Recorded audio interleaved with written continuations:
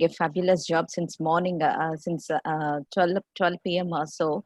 I'm into a lot of conferences. I mean, like into sessions, and I have been looking. Everyone is participating. Like virtual summit is something more than the in-person one, I guess.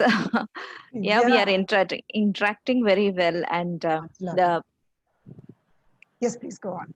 yeah, the participants are very active. So I'm glad to be here today.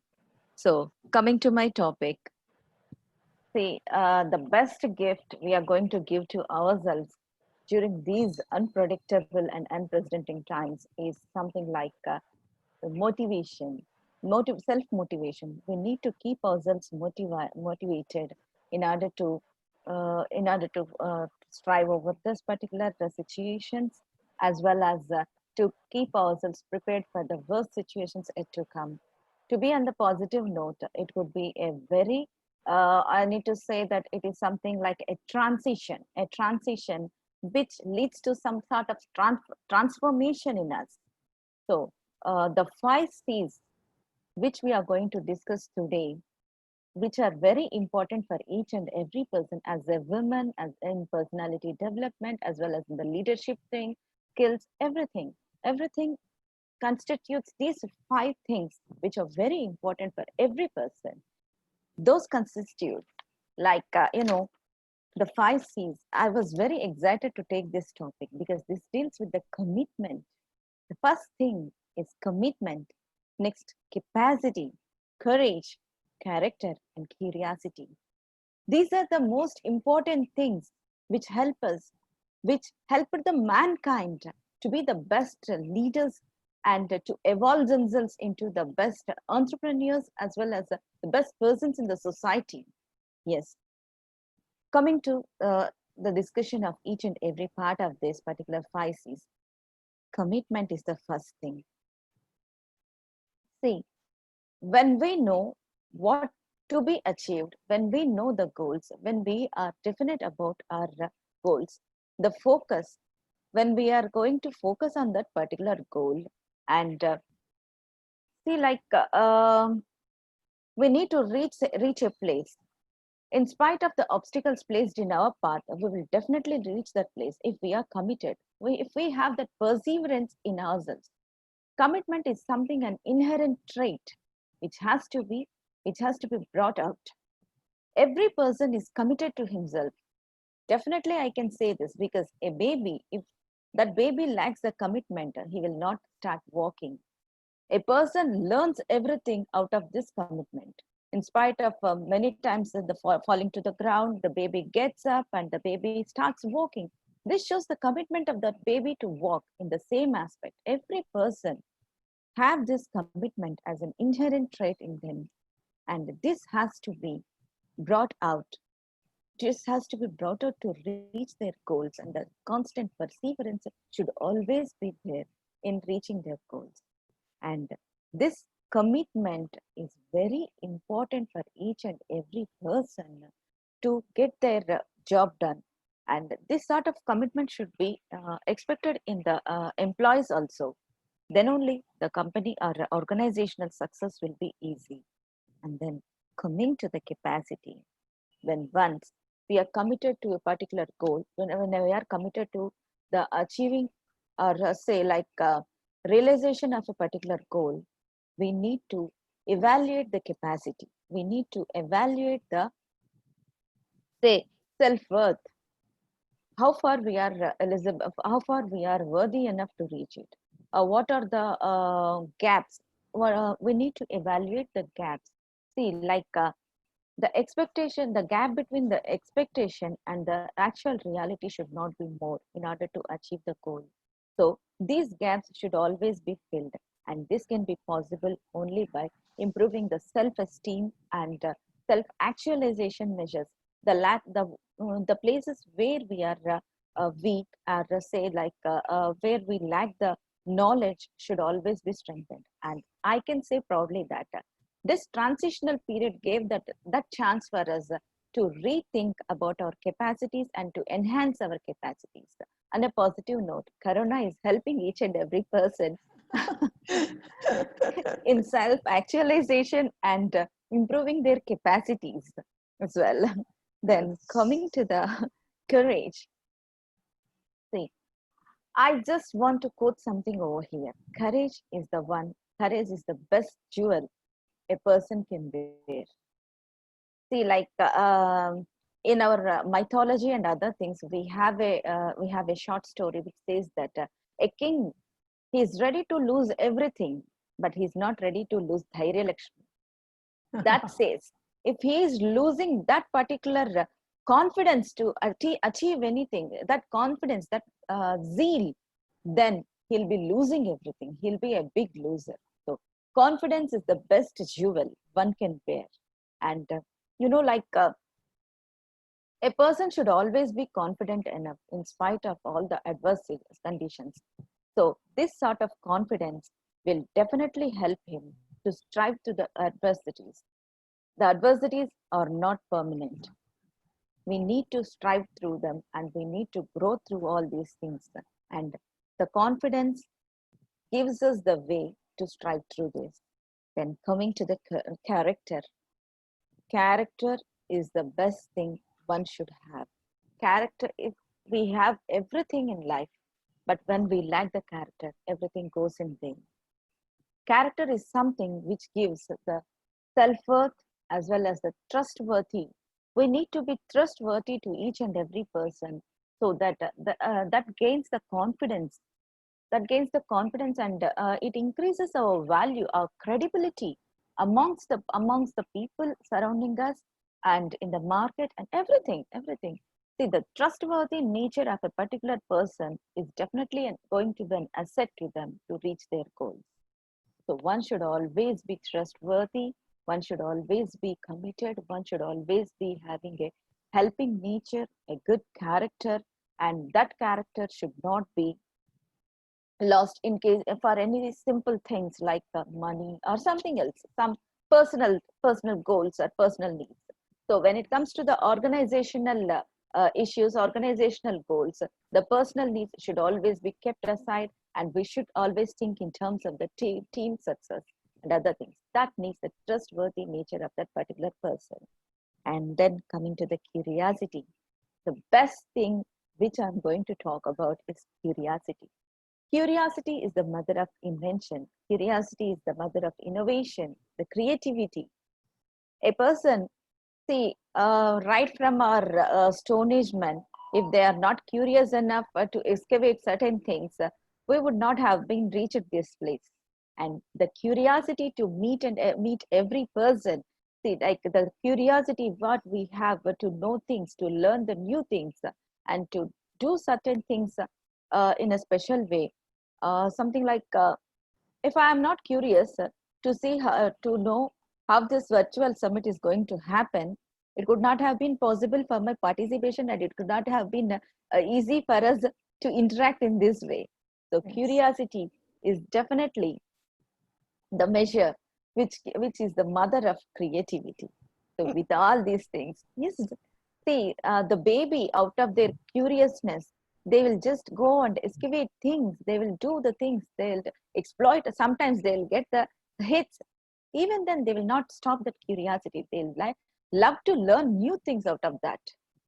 And this sort of curiosity is seriously, I need to say, suppressed in present day generation. The people are lacking this curiosity, this creativity. They are losing this because of the mental stresses and all the academic stress and everything. And at this point, also, I'm very happy that Corona is giving them space to unveil their to unveil their Really. creativeness. Yeah, Yes. with all Yes. this. On a positive note, though we are undergoing this indefinite, unprecedented times, we must take everything in a positive way and we need to prepare ourselves to the next upcoming uh, um, challenges as well as the financial crisis. What we are facing are not permanent and we need to strive through this. This could be happen only with the efficient leadership, and that too with all the complete coordination and The communication amongst the team is at most important now. And that is going to happen in this digital platform. I'm very glad to this. Thank you for giving me this particular opportunity. I'm very happy with this and happy to interact with each and every person. Thank you. Thank you so much. Hold on, lady. I'm not letting you go right now. Oh, Now, many of you would be wondering that, here's a young lady. Aren't we curious? She's speaking of curiosity. Yeah, I'd like to share that she has, Dr. Manjula has actually got Dr. Manjula has got the award for being a young researcher. This is, amazing. And the second thing is she's got a global award. She's got a Guinness record. Am I right, ma'am, on that? Yeah. For treating the highest number of patients from 2013 to 2019. This is like a rolling trophy for you, ma'am. I was reading your profile and you seem to be getting it year after year. And this award is for treating the highest number of patients for obesity, non-interventional, isn't it so? Non-surgical and non-surgical. Non-surgical. Please, ladies and gentlemen, let's put our hands for this iconic leader who's actually talking of well-being with this kind of awareness about the future. It's an honor for me to have welcomed you for this. There should be questions. So much. And we'll look at the questions towards the end of the session, ma'am. Sure. I will be now moving on to from well-being of the health and being curious, these 5 C's that ma'am has spoken. We have the next speaker actually, and this speaker is of another kind of a courage. Dr. Shweta Singh ji, Dr. Shweta Singh ji is another amazing, she's a serialpreneur, all right? She runs 4 entrepreneurship ventures on her own, and noble. What a noble thought, ma'am. We are so curious to listen to you. Can I hand over the session to you, ma'am? सुनने को बहुत बेताब है हम. Please.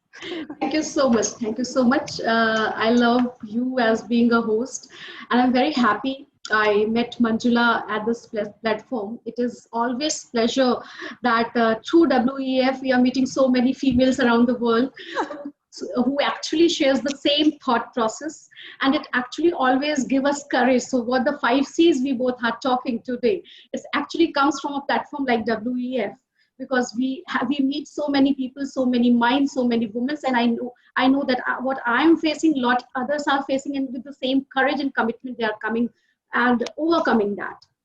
So thank you so much to this platform, to Dr. Harbeen Arora for inviting us and making us meet all of each other so that we get to know each other and learn from each other. Now, without wasting much of time, I need to talk about the 5 C's. So what I feel that when we talk about these 5 C's, this is not only the 5 C's we are talking, but there are 5 into 100 C's which we are discussing in these 5 C's. So I'll be talking about the courage first. Taking my own example here. I come from a very small town in India, and a place where actually women are not allowed, girls are not allowed to study, to do higher studies. And after some maybe they are not confident, parents are not taking them to schools also. But my mother was much of courageous enough that she thought that we all 3 sisters have to go and have to study and make our own decisions in life. And that one thing which I got from my mother was courage and commitment towards yourself, what you want to be, because she said that, see, the day you have knowledge, because your confidence, your courage, all the C's, if I say, comes from the knowledge. So first try to grab that. And it is very important for a woman to be courageous, because at every point, especially now I see when I work with the global companies and global women, I see that this problem persists, I think, everywhere, not only in India. If you see global entrepreneurship or startup ecosystem, women are very less. If you see global women leadership, top leaderships also, women are very less. Just because There was a time when we were not courageous enough to speak our heart to what we wanted. We were not courageous enough to say that, yes, we can do that.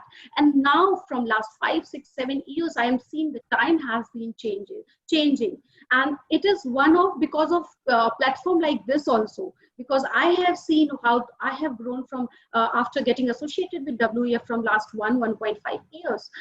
And I think courage is something which is inbuilt, but it is a hidden talent in every woman which have to come out, which you have to speak out of your heart. You have to feel that what you are, what is your identity. And I always ask every girl when I go away, because through my WIF, which is my NPO, I meet many girls from rural India, from tier 3, tier 4 cities.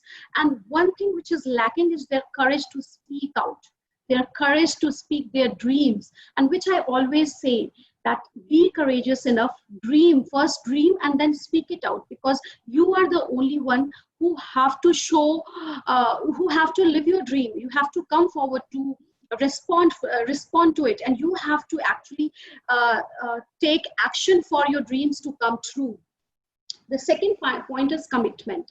So see, commitment comes with the confidence and with community also. And it is, you don't have to wait, a woman, especially a woman, don't have to wait for people to give a green flag that you are doing it right or you're doing it wrong. It's like you have to be committed towards yourself.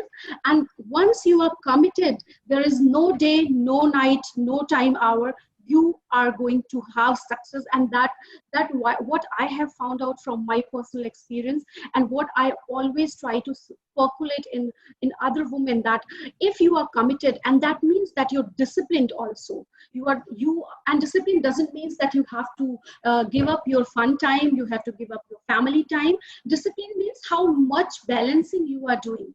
And I tell you, there is no 100% of work-life balance. If we all will agree, we talk about work-life balance, and that's where the commitment plays an important role. That how much committed you toward your dream, with your family, with your son, with your daughter, with your husband, whosoever. So that is with your trusted network, how committed you are towards your dream. Because I have seen a dream for myself, that I want to see myself here. I want to give this legacy to my family. So, but I have to take care of my trusted network also. And that is what commitment. So commitment is your discipline and you towards yourself. And if you are committed toward yourself, you are 100% going to get success. Then your capacity. So see, when we talk about capacity, capacity building for a woman has been very, I would say, untouched field, which is now coming very forward, because startups and women founded businesses are growing now. And now the world is seeing that yes, a woman, either in politics, either in home, either in business, either in leadership, either on executive levels, they are doing their 100%.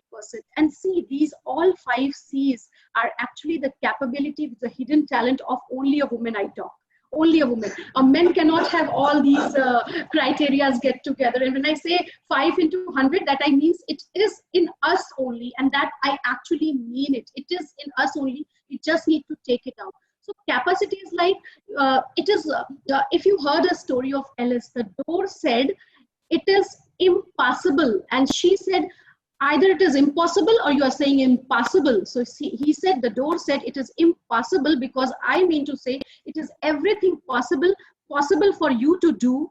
And it is because you have that capacity to do. So it is the hidden talent which we need to take out, that I have capacity to run a business. My family never thought, my uncles never thought. My father is 7 brothers. They all have sons, and they never thought that my dad's daughter will do so much. So it was my capacity to build it, my commitment, my courage, and all other 5 C's which we are talking about.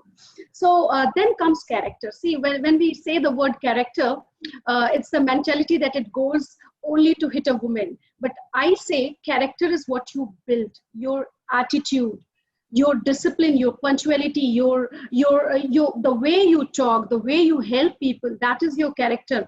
And I always give my people example. My character is that I'm coming to office on time. I'm not being on a position of a founder. I'm not showing it off, because I am same like you people. You people are working for my organization. I'm also working for you people. So we are on the same boat. We have to take it together, and that what is my character. So I have to build that character from very initial dates, because it is not for society, it's for you yourself, that how good you are building your character, because that is one legacy. The character is one legacy we are going to leave behind. For my son, for my daughter, whomsoever. So we are going to leave behind. So that is very important part for every human being, but especially for women, because we have that thing. So we need to take out that thing. Then come curiosity. And it's like every brain has baby, right? So we always say babies are very curiosity. And till age for 12 or 14, you are curious enough. But I say there is no age of curiosity. So I started with one thing, then I jumped into other because I liked that field. Then after starting, as you said, Ennoble IP, I jumped into helping the woman or the girl child. Then while working to that, I thought to build a communication platform for women, which I am right now building. So it's like a curiosity always keeps you alive. Right. And very scientifically, we say that if you're curious, you are creativity, you are this, that. But in one word, I say that I'm living because I'm curious enough to do something, do something great. So this was all my submission. I leave it up to you now. Thank you so much. Thank you so much. And it is such an honor listening to you. Can we all give a big hand for ma'am over here for having started? See, this something that you spoke is really touching me. When you say that you come from a small village somewhere. Today, because of this connectivity, it's become a global village. We are connecting from different parts, influencing each other, inspiring each other.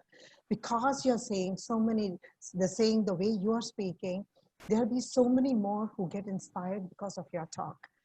We're greatly honored. And, I would like to say you're the iconic leader for bringing entrepreneurship to the global village over here, making us all, inspiring us all to take it more. Thank you so much, ma'am. This is what I would like to give you. We'll be taking a few minutes. We have one question, which I would like ma'am or any of you to actually answer, both of you to answer. This is, I have courage, but where is the breaking point mentally and physically? Because both of you have spoken of courage. Many of us keep equipping ourselves out there. We keep thinking, I've learned this, there is something more to learn. So the curiosity makes me learn, but which is the breaking point? Can I have a short answer from both of you, if it is possible, so that we have just 1 minute more to move on to the next session? Definitely, ma'am. It depends on our satisfaction levels. The way how we gift ourselves, the way how we are treating ourselves, that is more important. The way whichever gives us the utmost satisfaction, how our satiety center says, yeah, it's enough, it's good. You're very well equipped. That is enough. Thank you so much. That's so much. Thank you so much, Dr. Manjula. What about Shwetaji?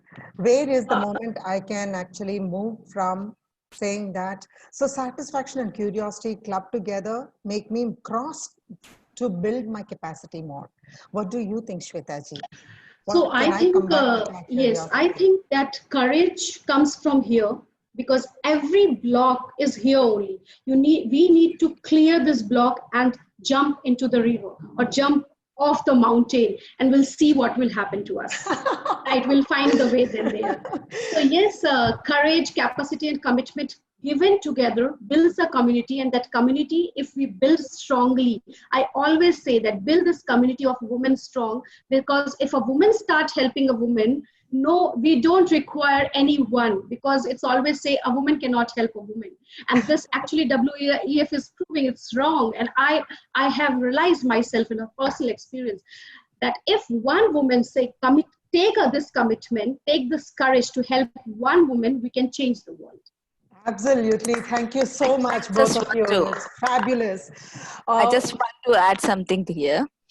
I Yes, just want ma'am. to say that if women, when they try to cross the comfort zone, they'll be unstoppable. Yes. Absolutely. Yes. Yeah. Moving from comfort zone, how can I step into the zone where I'm not really comfortable? The next speaker is going to actually give us. Now, we looked at our physical health. We looked at also a courage to start something that only we can do. That was entrepreneurship. My next two speakers are going to be mind blowing because they're going to talk of mental health and they're also going to talk of physical health in another way, totally different. I will be actually handing over this session. I first want to welcome and invite. We have the next speaker of the day, and she is Dr. Ranadive, Anita, Aarti Ranadive. Now, she has explored the possibilities of back flat treatment and saying, we got this courage, we got knowledge. Now, how do I keep my inner environment very comfortable? I will be actually handing over to Anita Ranadai to actually take us on to the next to the next talk. Are we having Dr. Are we having Dr. Aarti? Hi, Sujata ji, can you hear me? Of course, yes. And Hi, so wonderful to see you, ma'am. And we thank you so really much. look forward. Thank you so much. Over to you, ma'am. Thank you so much. Thank you so much to WEF for having me here in the first place. I was quite intrigued by the session that was going on before us because it talks about the 5 C's. And what was interesting is that how both, the doctors present here have spoken about commitment, courage, and the 5 C's, which are such strong mental factors. And yet they've spoken about how those mental factors have pushed them or push us to do something which is very much physical in the physical world. And it's interesting that I'm now talking about correlating mental and physical health. So I think that's very Absolutely. interesting. So let me first start by saying, yes, I do certainly think that mental and physical health are correlated. In fact, I believe they're not at all different entities because what affects one affects the other very directly. Let me start by giving a quick example, and if you would, help me by participating. What when I tell you, when I ask you to think about how does a slice of lime taste, or how does, or what do you think when I talk about tamarind sauce, or maybe a pani puri, or like your favorite dessert? What does it happen? What happens? It's sour. Yum. I like that reaction more, right? So it makes you drool. So Drool. directly, absolutely, directly telling you that a simple command that I gave you, that elicited a response through your mind to your physical body itself talks about how strongly these two are connected, right? And in fact, don't we see that on day-to-day basis? For example, when we are binge eating, when we are low, especially it applies to us women because we are habituated to get to our fridge and have a piece of chocolate or something else, or then we completely stop eating when we're depressed, or then we have sleep disorders and erratic sleep patterns when we're physically down and suffering from, even if it's a fever or a stomach infection, or then you're irritable even when you're suffering from malaria, which is so much more physical. Yeah, we see these things happening to us on a day-to-day basis where something that affects our mind directly has an impact on the physical body.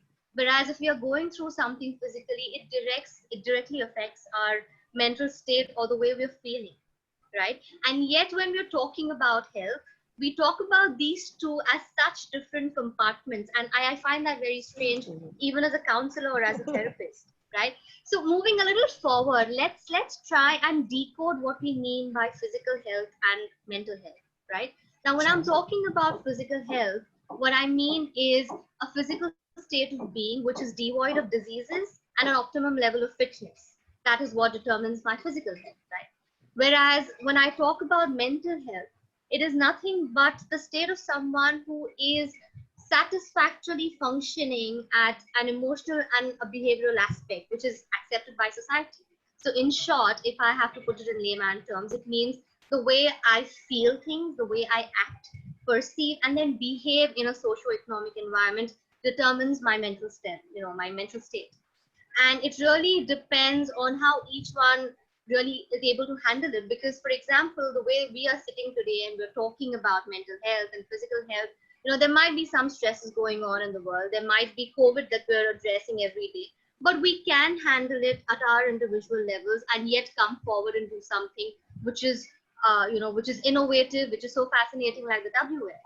Whereas somebody perhaps who's actually battling with corona, is perhaps in the hospital, is dealing with somebody for, a parent or a family member, may not be able to kind of handle themselves mentally or physically. And then we say that they reach that level where they need assistance or where they need help physically and mentally to get back into a normal state of affairs, right? In fact, if I have to talk about the way WHO, the World Health Organization's, defines health, so WHO says that health is when you are emotionally, mentally, and socially in a well-being state. So then where are we constantly, making distinctions between mental and physical health? Let me give you examples. As a counselor and as a therapist, when I see clients on a day-to-day basis, I have parents who get children to me labeled with ADHD or ADD, autism, Asperger's syndrome. I personally don't like labels, but nevertheless, I still have to treat these children. And when I start working on these children, in spite of these labels or disorders being so mental, I see that there is far more complications, or there are far more difficulties in their behavioral and the physical aspects which need to be tackled. And neither one can go without the other. Similarly, when we are looking at, or when I'm treating somebody for an autoimmune disease or something like a psoriasis, and it's great that we have doctors on the panel who can vouch for this, you'll know that the true healing wouldn't really begin unless this particular person is brought back into an emotional and a mental state of harmony. Till then, the physical body is not going to respond. So, of course, we do see that there is a clear relation between the mind and the brain and the body. So, where is the problem then in the society, where we're not really still able, or we're not ready to even address it and accept it? So let's try and quickly understand, without getting into the scientific jargon of it. Let's try and understand how are these two so interlinked. And I'm going to try and make this a little less boring. No, it isn't boring at all. Please continue. I'm glad. So, when we're talking about the correlation or the interlink, let's talk a little more physically here. Now, when we're talking about stress, we all deal with stress like a big umbrella, right? We have anger, anxiety, depression, lack of confidence, fear, a lot of these feelings under stress, because something that might be scary for you might put you under stress, but something might be, that is high pressure for me, or maybe intimidating for me, might put me under pressure. But that still encompasses, or that still comes under the umbrella of stress. Now, when we are stressed, right, our body or our brain needs to release a certain hormone called the stress hormone. Now, the scientific term for it may be cortisol. But we require this stress hormone to be released in our body for the basic function of reacting to stress, right? So how I deal with a challenge, how I deal with the stress, whether I run away from it or whether I put up a fight, depends on my, brain releasing the stress hormone, right? Now, when the stress hormone is being released, which is very essential, it also plays a very crucial role. And one of the main roles of the stress hormone is to turn off inflammation in the body, in the physical body. So in short, trying and helping us cope with diseases, trying and helping us cope with any ailments in the physical structure.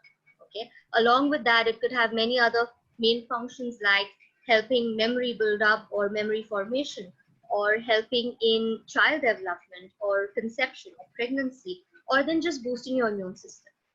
But what happens when on a day-to-day basis we encounter stress and it goes on to a level where we cannot control it, and our brain is constantly pumping in this stress hormone? We have excess accumulation of this where we don't know how to tackle it. Then what the stress hormone is ideally supposed to do to help us, it starts doing exactly the opposite, creating more inflammation, suppressing our immune system instead of helping it, right? Affecting our appetite, affecting our sleep patterns, giving us bad skin and hair. I mean, how many times have we experienced that a stressful day at college or school, the next morning you've gotten up with a zest or a pimple? And perhaps, as easily as it's come, it even disappears because your body is capable to deal with it, right? And hence, so you can clearly see that something that began in the mind as stress, as worry, has a direct correlation in your physical body in creating disease. And that's where doctors say, stay positive, stay happy, because when you're happy, your body is releasing happy hormones. Again, not going into the names, but these happy hormones work like natural painkillers for our body. So you don't need to pop in your ibuprofens and your crocins and your paracetamols, but the natural painkillers of your body help you to deal with the aches and pains and inflammations, and also give you clear skin and clear hair and better nails, right? But now again, this I am talking when we can at a personal level handle it. So for example, you can tell me, okay, Aarti, don't get stressed, yeah, go get happy. So I perhaps might have an ice cream, I might go out, meet my favorite person, I might watch a movie. Does not really apply in the current lockdown states, and hence our stress levels are much more. But these are some ways we can still come back to positivity. Yeah, practice yoga, do exercise, eat well. What happens when somebody reaches a state where they cannot handle the stress, where they cannot handle their emotions? Yeah, just yoga and meditation is not something that is even physically possible because their mind is not helping them stay there. Then you reach out to more help. You go to counselors, you go to psychologists, perhaps you go to psychiatrists, and then you're getting onto psychotropic drugs, and which is where we don't really want to reach, right? And then you start taking help of medicines that kind of try and pull you back into the level of being happy again by pumping in the hormones which ideally your body could have released if it had a suitable environment. Okay. And that is where I think it is very, very essential for people to understand that why is it important to deal with stress, why is it important to handle your worries. It's strange. Sorry, my pups. But it's interesting that as a society and as if I may say so, in the Indian scenario, we're taught to children are taught to cover up their wounds and heal their cuts by bandages, but they're not taught to take a notice of their worries, what scares them, what affects them. It's easy to talk about a toothache, but it's not easy to talk about a heartache. And I think that is the bridge, or that is the gap we need to bridge to come back to a complete state of well-being. And let me just quickly give you my example here that brought me to the practice that I talk about. Sujata ji did say that I practice Bach remedies, and I think it's one place that I have found which is so gentle, along with, of course, where medical science is needed and is essential. Bach remedies is something which are brought from nature. They cure you, or rather they start treating you at an emotional level simply by gently getting you back into an emotional state of balance, so that you start working and you start healing at a physical level also. It's wonderful, ma'am. Yeah, That's without really taking too much of your time, I would like to share a quote by the man I really look up to, Dr. Edward Bach, who gave the system to us. And back in the 1930s, in spite of being a medical doctor, he said that disease is, in a sense, the result of conflict between the soul and the mind. And there is no true healing unless there is a change in the outlook, peace of mind, and inner happiness. Thank you so much. Thank you so much, ma'am. I would love to go on and on listening to you. I'm sure there would be out there many people. Y'all can be connected. And all my viewers, I would like to share that here are some iconic ladies that we are coming across who can actually be able to help us understand that it's not just by popping pills, it's actually integrating the inner worlds. And I have one more speaker with us, ma'am. And yeah, I would like to ask you a question by the end of the session so that we've listened to them also. Before I hand over to the next speaker, which is also one we are looking forward for, it's a global audience. So, many are looking forward to all the speakers. It's been iterated and, connected that way. Before I move on to the next speaker, I would like to speak about our Dr. Aarti over here. She is a microbiologist who has actually done a phenomenal combination. She has gone into Reiki to understand Reiki, pranic healing. Isn't it so, ma'am? And then also, she has also, even in microbiology, she's looked at different aspects in such a way that she can really help out a patient's pet, and if the patient is a celebrity, their stresses, which is really very, very unique. It's like this social media, you know, we really don't know what triggers where into what all. So the emotions for the celebrities, they have to handle themselves and present themselves in so many ways. So we have a very unique combination of our dear microbiologist over here. Thank you so much, ma'am, for having joined us. An iconic leader who's giving such a, you know, a real goal, you know, for the young leaders over here. Thank you so much, ma'am, for being with us. I'll move on to the last speaker of this session. And here we are moving on to what does the young person want to do? Aishwarya ji, who's joining us, is into karate and physical dimension. Again, a person who's actually looking at how to support the young ones and the youth over here. The COVID situation, what it has been. But let me tell you one thing, listening to the three speakers so far, hasn't it transformed our lives? Aren't we having a new, you know, a new energy from within? Aishwarya, we would love to listen to you, dear. What do you have to offer integrating the internal and the mental and the physical health? Over to you, dear. Thank you so much for joining us. Thank you very much, Madam Moderator. Greetings, ladies and gentlemen, fellow global citizens. My name is Aishwarya Narasimha Devara, and I am a global youth advocate. One capacity that I'm involved with is serving as a youth representative for Medical Women's International Association, which is an NGO that is dedicated to empowering women in the field of medicine.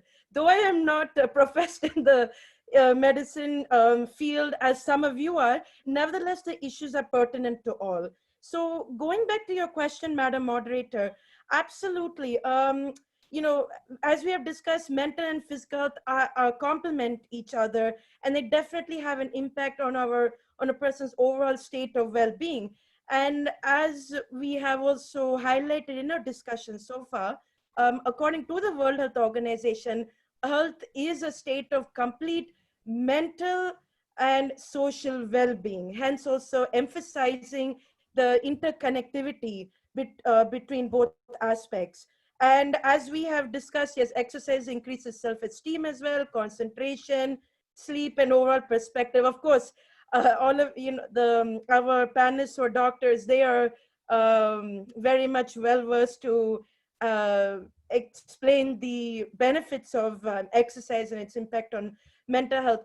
I must say, me personally, yes, as Madam Moderator mentioned, I do practice karate, a South Korean style known as Tangsudo, which is similar to Taekwondo.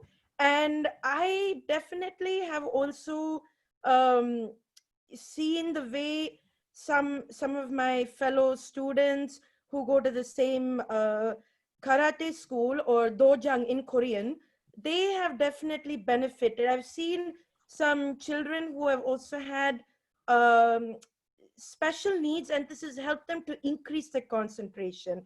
And the principles of Tangsudo include harmony with nature, building that mental strength, and the concept of Yang, which is similar to yin yang in Chinese, balance within the individual. This is in Korean.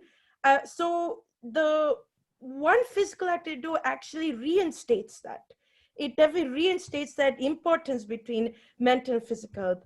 And as we have seen during the COVID-19 pandemic, many individuals have unfortunately been restricted in maintaining their daily exercise regime due to the closure of many athletic facilities. Even for me at this point in time, it's a little difficult to practice karate, but of course at home, you know, you can always practice. So what I've been doing, many people around the world, including myself, been partaking in virtual workout sessions through Zoom. Coincidentally, of course, we're speaking through Zoom as well now. Hence, yes, showing how important it has become a catalyst, a catalytic force in our lives. And also by creating a home gymnasium. So for instance, some of the workers that I've been want to include aerobic dance, um, exercise, Zumba, jazzercise. So the thing is, so now, despite the circumstances, it is important that we adapt to it. So definitely, as some of you may have also um, seen or heard from your colleagues and counterparts, the effects the pandemic has been having on their mental health, unfortunately, has been very much exacerbated due to the restriction in physical movement, etc.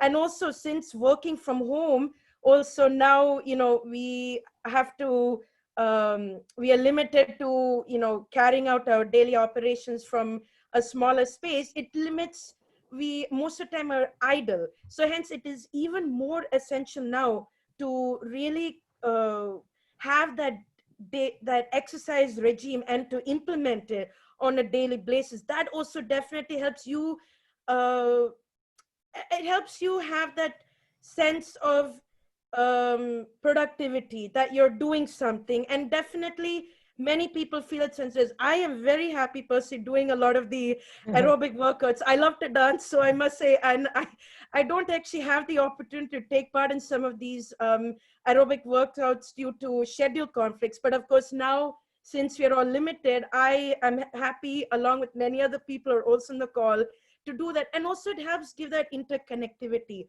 So I'm just trying to address that correlation between mental and physical health in the COVID-19 context. And of course, as you know, Dr. Ranadeva had mentioned how the body also releases chemicals. So for instance, we have two chemicals, endorphins and serotonin, that help reduce pain and of course increase happiness. So, and that comes as a result of doing exercise. Of course, my fellow panelists, they can elaborate more on this.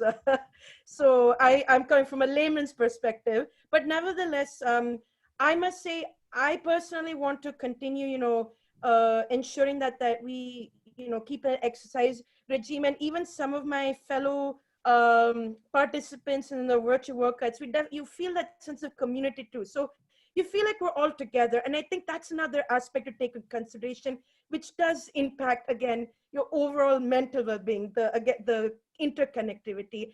And in terms of youth, working with youth to ensure that they're also keeping active. Some of my colleagues, they have been also teaching some contemporaries as well, various, art forms, including dance, including traditional Indian classical dance. So I think that's also another way. So if you have, say, perhaps in this context, a youth encouraging a fellow youth to also be active, that also gives that sense of confidence as well. And I also remember for World Health Day, which is on April 7th, as all of you may know, I remember having the opportunity to partake in a Zumba class at the United Nations in New York. And I must say, it was quite an experience. We were all, athletically at the United Nations, which is usually— That's wonderful. Yes. Yes, it's a non-traditional setting, but actually the Zumba component we had followed an important discussion on health. And again, this is highlighting the impact of being physical activity on mental health. So hopefully, as a society as well, we can we can bring that into our daily lives. And as Dr. Ranadeva said, absolute, and as you said, Madam Moderator, a lot of ailments can also be cured. This is again coming from a very layman's perspective, but I'm sure just based on general knowledge, and of course other fellow panelists can elaborate more. Yes, you don't need to take medicines to cure certain. So say if you have some body aches and pains, like I know if I say I'm a bit sore from work, or doing exercise again the next day helps a lot. So, and in fact, I even just on a last, one final note, I would like to say, at the karate school where I go to, there is one gentleman who is actually the youngest of us all. He is 80+ years old, and he has a 2nd degree black belt. In fact, he would always he would inspire all of us. He would, when we have to spar with him one-on-one, he always comes from multiple directions with kicks and punches. So we have to learn how to adapt to that. So he himself, always used to emphasize how important it is to be physical. He says, if I'm just going to be at home, I'm just, he's just letting himself go away. And unfortunately, I know, the fellow parents, we come from a society where the elderly are kind of like, oh, they're like, it's like they're supposed to be at home, which is not the truth. Life is never over. It keeps going on. It doesn't matter how old you are. All that matters that, you live each day to the fullest. So hopefully as a society, we can, bridge that, bridge both mental and physical together. Then hopefully we can see also, long-term effects like violence coming down, suicide rates, etc. And definitely, it's always fun to try something new. I personally want to go mountain climbing as well. So that's a personal goal. So definitely a disciplined lifestyle can enable individuals to have a strong sense of mental and physical well-being in order to lead meaningful lives. Thank you very much. Thank you very much. It is just too good to listen to you. And, you come with that kind of energy, and I'm sure all my other panelists would say that, why not try a little bit of Zumba now or Taekwondo? It is something amazing. So all the viewers, I have to say that, today, see, we have iconic leaders over here with us, and a big hand for all of you. And definitely Aishwarya and Narasimha Devaraya, I really compliment you for having brought in this physical factor, integrating the mental. Now, I want to do something better, and I have the zeal within me. But do I equip this body, which is a tool which helps me to move on? And so comes the integration. When does the breath become the prana? When does my courage get translated into action? Is something which each of us have to see. Now, you all have given us such a beautiful combination of not only do we feel the 5 C's, experience it experientially within us, and actually interact with the world around us in the same way. I've really been proud to listen to you all. And I tell you, this is infectious also, this courage of yours, this 5 C's that you all have spoken about. Now, this spreads a new journey. I'm sure out there are many of us who are saying that, let me pull up my socks and let me move on with greater courage.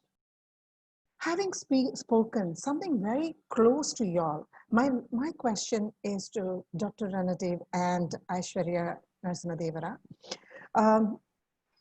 I see in both of you what you'll have spoken, even if it has to do with a Bajpla treatment or it has to do with Taekwondo. These are very, very, very gentle and very integrating our internal with the environment around in a very gentle way, where Bajpla has to do the external into the internal, where I think, ma'am, if I'm right, please correct me if I'm wrong, I think they don't even pluck the flower for the Bajpla. They actually allow the dewdrops to be collected, and then, so continuing to maintain life form. And when we look at Taekwondo, you're talking about, how the 80-year-old person could influence the others, setting goals. That is, from internal, I'm integrating with the people around me, irrespective of age, irrespective of gender. Look at this. So my question to you both, ma'am, and is, how do we gain access to both these? Whether it is Bajpla or it is Taekwondo, what are the various ways of reaching out? Right, so if I can quickly take the opportunity to speak. Yes, to just quickly tweak what you just said, it is the flowers are collected and there are 2 methods in which the remedies are made using the flowers. A quick way of getting these remedies, you'll be surprised that in India, the Bach remedies have existed for years. It's just Wow. that there is lack of awareness, there is lack of consciousness. If you go to any homeopathy store and ask for Bach remedies, they are easily available. There is far more knowledge about this or awareness about this in South India. compared to the other parts of India. But yes, it is easily available. The other way is, of course, there is the Bat Center's website, which is www.batcenter.com.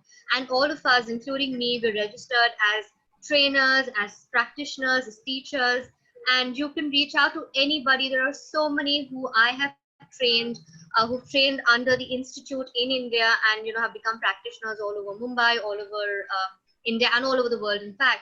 And you can reach out to anybody and go for a consultation and get these remedies. They're the most easily available today, and I'm proud to say so, because for the last 6 odd years, me and my partner Sharmi, we've been striving very hard to get the center to India, and now the international certifications are here. I internationally certify people today. I conduct level 1 programs. So yes, it is very, very easily available. All you have to do is just Google it and you'll find all the information around. Thank you Then so have much, my ma'am. contact details. This is really very unique, and thank you so much, ma'am. I'm sure the viewers will benefit from that.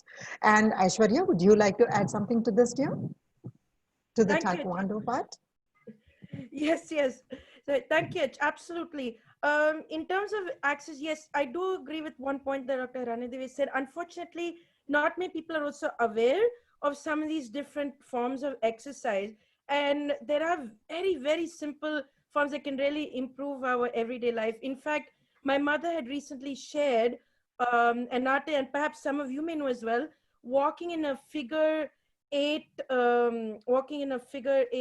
form helps to cure some allergy ailments and also control blood pressure. And there has been scientific research to support that notion. So what, in terms of karate, as we were mentioning, martial arts here, they, of course, best is to see if you are able to, any athletic facilities in your respective area worldwide. There may be an actual school where they have, lessons, not just for martial arts, of course, but even say dance, of course, Yeah. Indian classical dance, because since many of us come from, we're all from the same country, coincidentally, yes, yeah. Whatever class, it can even be Indonesian style or whatever. See if that's in your area. And the internet also is a powerful tool. There are a lot of workouts that are online, and of course there is unfortunately limited access, especially in rural areas. And some of you can maybe also give a context of the overall state of well-being in rural areas, unfortunate access. But maybe there are also some organizations going out there into it and teaching people. So that's another, though that gap is there in terms with access to technology. There have been also a lot of good Samaritans who have made initiatives in making those physical activities accessible to all. For instance, there is one NGO based in the United States where the Zumba instructors all over the world who performed at the UN, in fact, they go into a lot of underprivileged areas and slums where they introduce dance and to teach all, about healthy living. So there you have a group of good Samaritans who are out there teaching. So definitely researching, looking in your area. Of course, word of mouth does go fast, so that's always a way. And of course the internet, even if there is no athletic facility or some sort of access to that, there is always the internet. There always is the internet. I must say, I myself, as